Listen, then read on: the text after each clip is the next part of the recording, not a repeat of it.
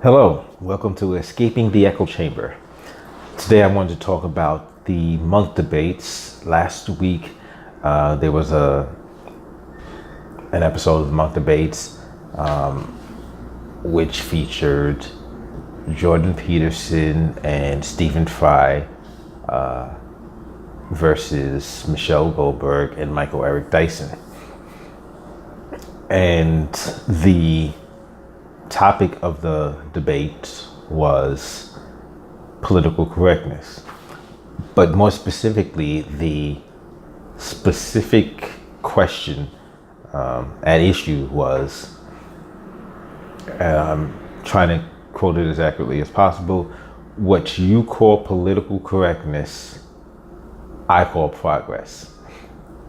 So that was the question that the pros, the Michelle Goldberg and Michael Eric Dyson, had to answer against Jordan Peterson and Stephen Fry, the cons. And number one, I found it entertaining because clearly Jordan Peterson is just extremely popular right now.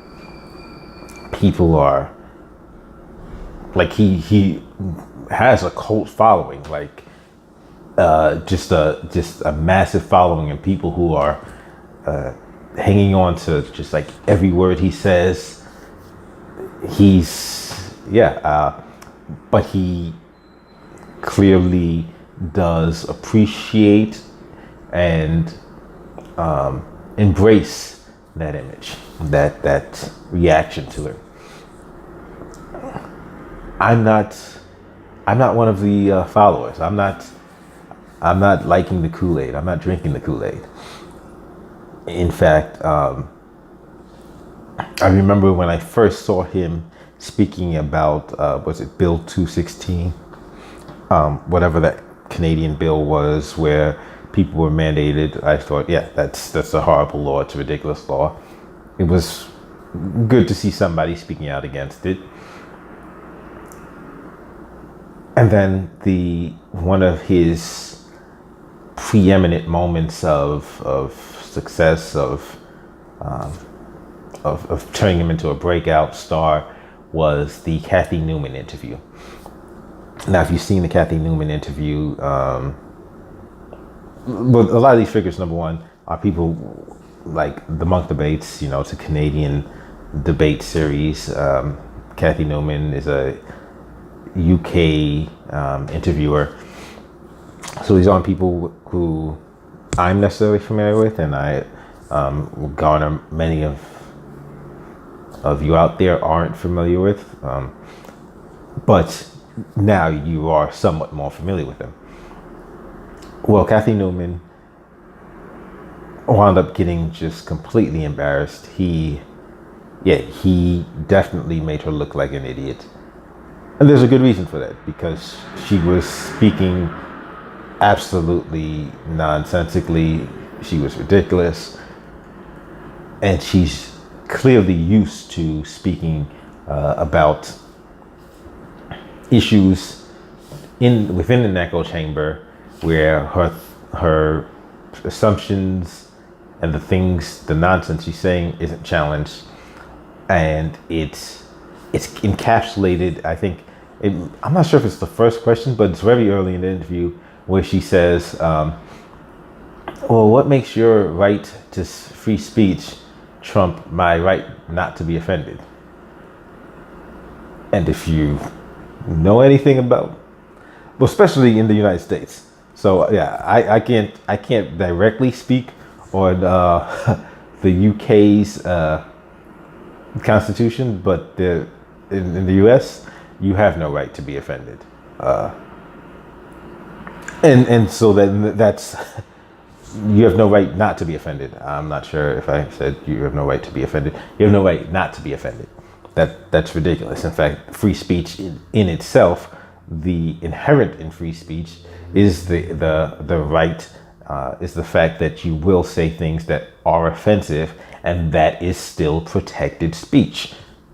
point blank period. So you have no right to not be offended. Offensive speech is protected by the First Amendment within the United States.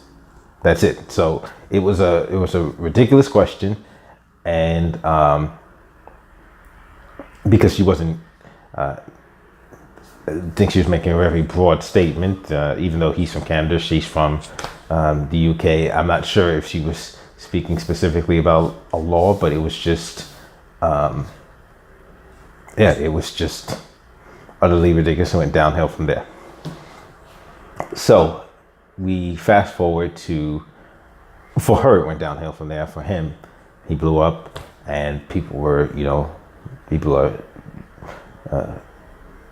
basically making odes to him, singing songs to him. Oh, Peterson, we love you. But I'm not one of those people. In fact, not too long ago, somebody had placed a poll on a social media site and said, hey, everyone, what's your opinions of Dr. Jordan Peterson? You know, you had a choice, love him, choice, hate him. There was never, don't know enough about him. And then there was, don't always agree with him, but I'm interested in hearing what he has to say. And then there was also the ability to add your own option. I added my own option.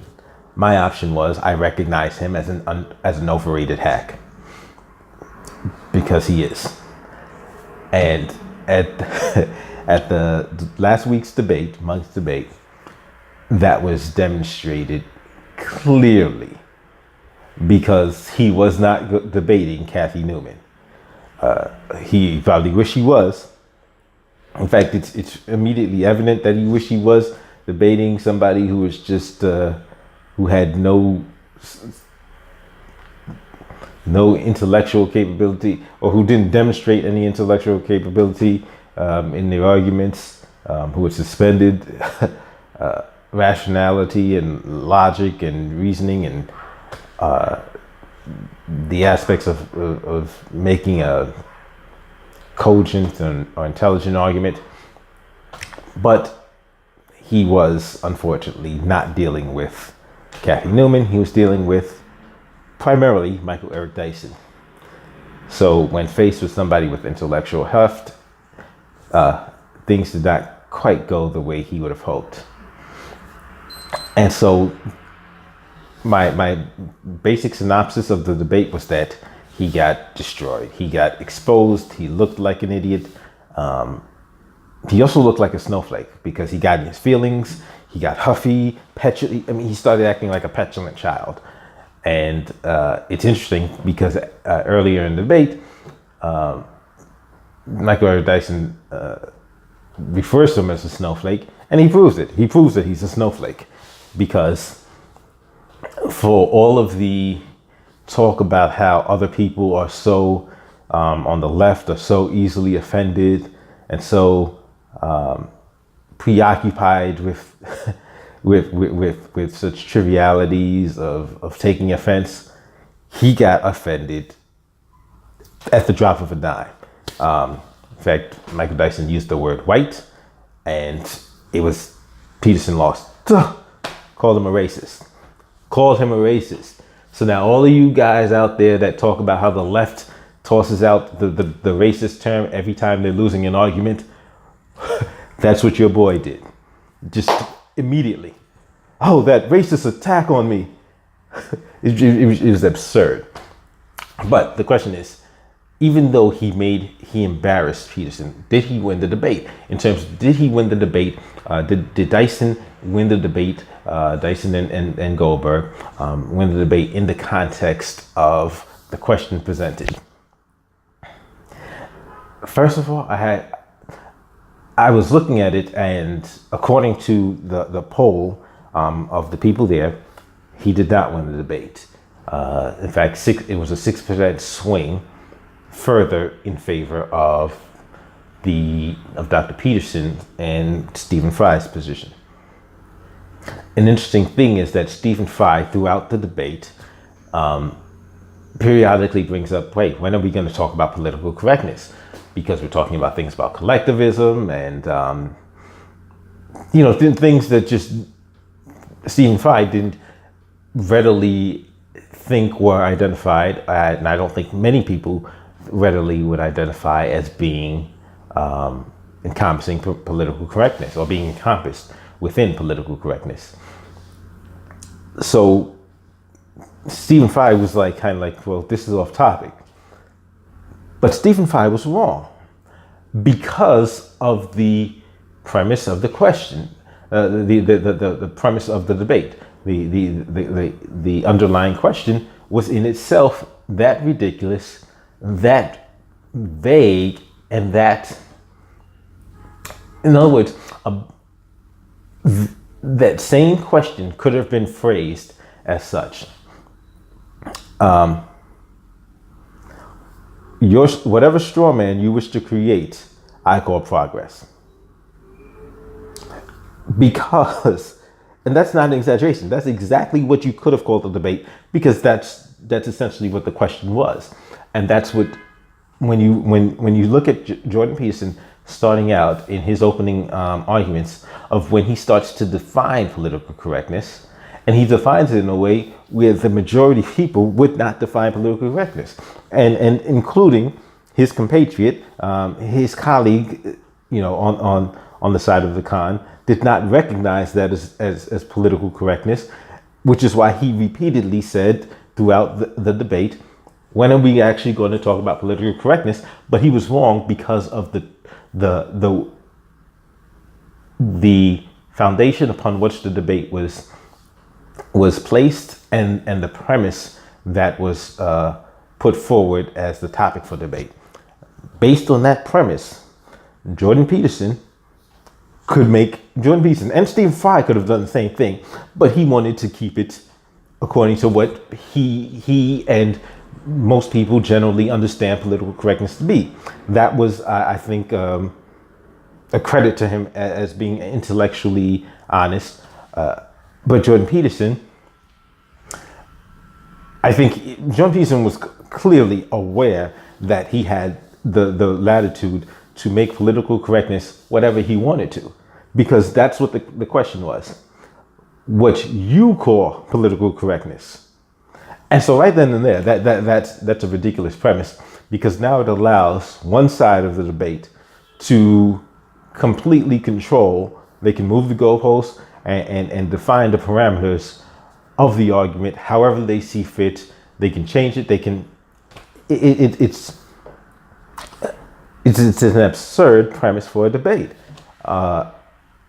whereas a much more reasonable debate would be based on a verifiable or neutral definition of what political correctness is, and then giving both sides an opportunity to argue the cons and pros of the issue. But that's not what they did. And then the more I think about it, I realize the Munk Debates is a Canadian debate series. It's in Canada. I believe it's held in Canada. Yes. And Jordan Peterson is a Canadian, so he was the home team. And so it's easy to understand that, hey, he's the home team, Canada's favorite son at the moment, and they basically they crafted this entire thing to make him comfortable and to make sure he wins, in my opinion, because it's making it so that he could define the parameters of the argument however he sees fit. And he did. He began talking about political correctness as being collectivism instead of individualism, and that's why Stephen Fry, once again, I keep pointing to that when Peterson and Dyson are arguing about this new definition, or this in this case, this invented definition of political correctness, this straw man that Peterson had just created for I guess the sake of being able to win. Stephen Fry is like, where's political correctness in this debate? But Dyson is arguing with him on the terms of him being able to define the scope of political correctness. So it makes sense. So they weren't off topic because the topic was whatever the con side chose to make it. And while Stephen Fry did not wanted to keep some intellectual honesty, Jordan Peterson, being the fraud that he is, of course he didn't. I think it demonstrates an incapability on his part to effectively argue within, if he's not in control. So I had an interesting discussion with someone yesterday about him being a professor. And it dawns on me that that's what he's used to. He's used to being at the head of the class, telling people what they should think. And you may have students occasionally challenge him, but at the end of the day, who's writing the grade?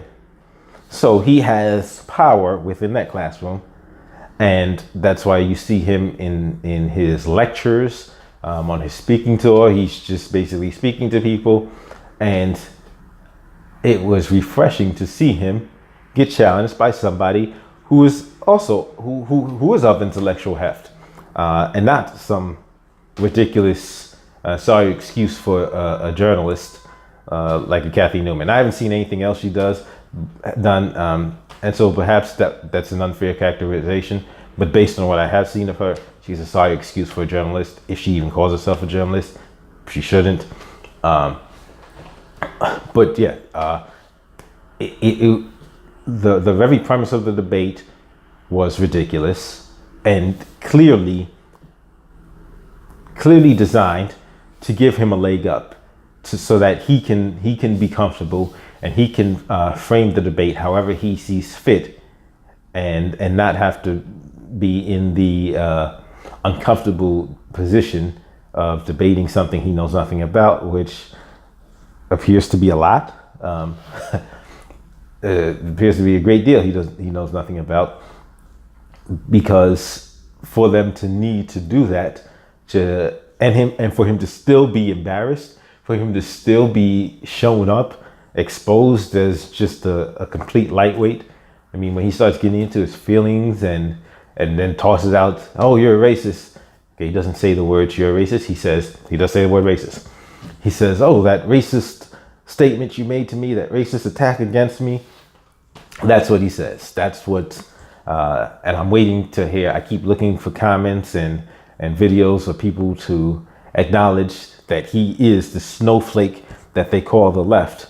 But no, these dudes, and if any of you dudes are watching, y'all are frauds too, because y'all know it. You know he's a snowflake, and y'all are snowflakes. A bunch of y'all are snowflakes, which is why a lot of y'all like him. Y'all like him because he's a snowflake that caters to your ego. You'll have weak, fragile egos, and he makes y'all feel better about the losers that you are.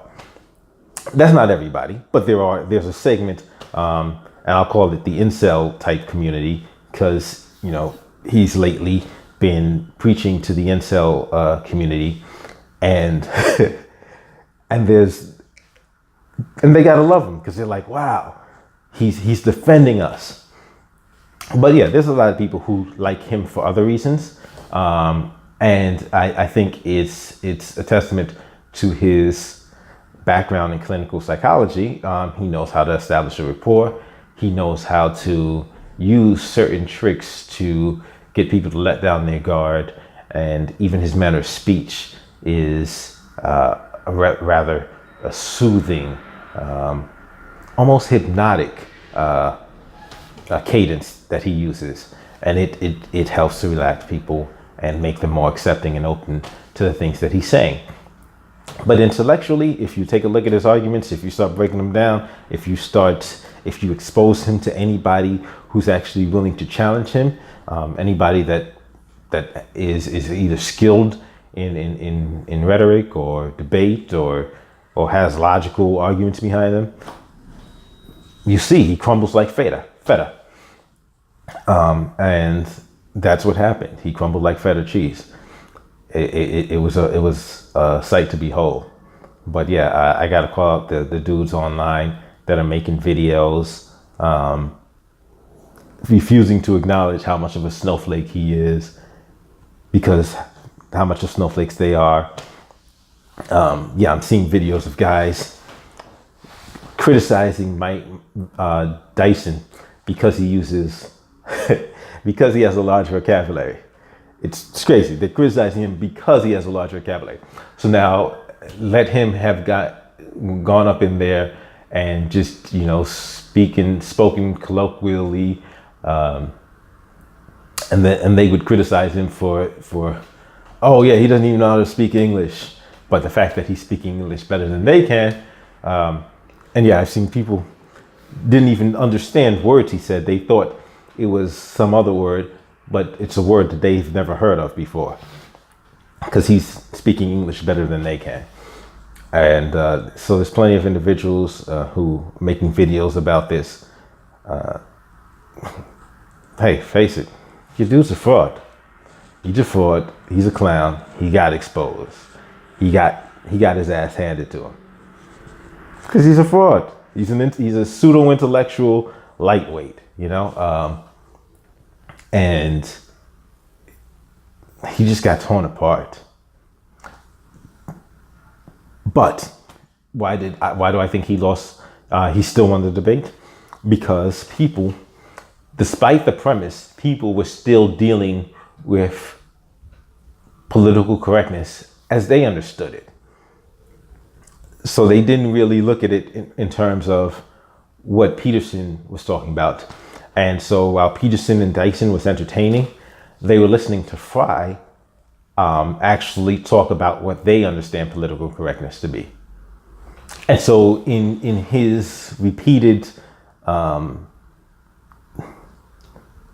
admonitions to stay on topic, people, I think that resonated with people who hadn't quite grasped the fact that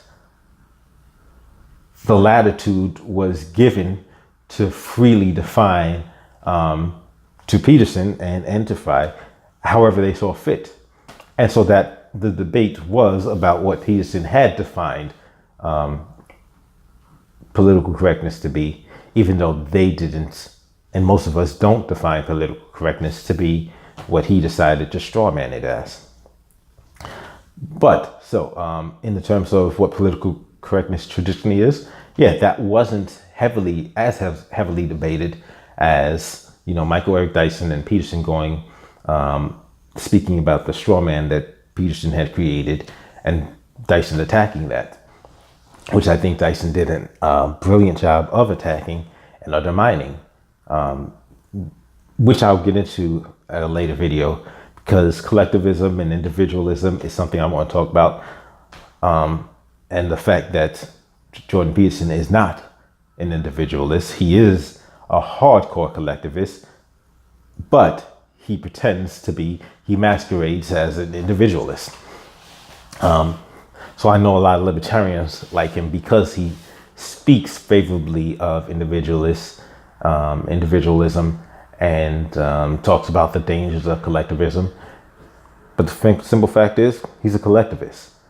And in a later video, I will discuss that. But in the meantime, I was laughing my ass off the entire time. Enjoyed seeing the snowflake melt, the snowflake that is Jordan Peterson melt. And I knew it was going to be a battle of him and Dyson. I wasn't very familiar with Michelle Goldberg or Stephen Fry in and out of his, acting career. But it was entertaining, and it was really fun seeing Peterson exposed as a fraud. But once again, to all you dudes that's making the videos out there, stop lying. Stop lying to yourselves. Stop lying to your viewers. Stop lying to the public. Peterson got his ass handed to him. He's a snowflake. That's it for this episode. See you next.